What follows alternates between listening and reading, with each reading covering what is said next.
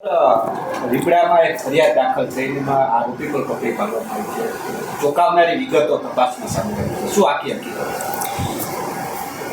ગઈ તારીખ 5/5/25ના દિવસે અમિત ખૂંટ નામના વ્યક્તિએ રીબડા ગામમાં પોતાની વાડીમાં ગળે ફાંસો ખાઈ આપઘાત કર્યો હતો.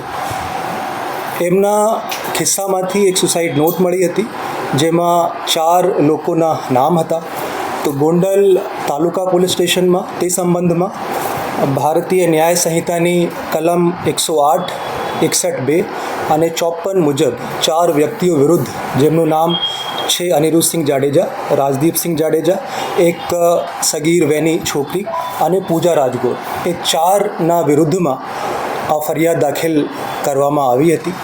આમાં તુરત જ એએસપી સિમરન ભારદ્વાજની આગેવાની હેઠળ પોલીસની જુદી જુદી 5 ટીમો બનાવવામાં આવી અને આ કેસ ઉપર કામ શરૂ કરવામાં આવ્યું.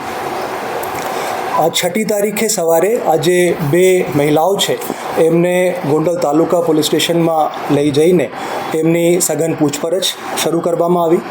6 કલાકની લાંબી પૂછપરછ પછી એ જે 2 મહિલાઓ છે એ બંને પોતાના જે કાવતરું છે એની જે કર્યું છે એ બધી કબૂલાત આપી.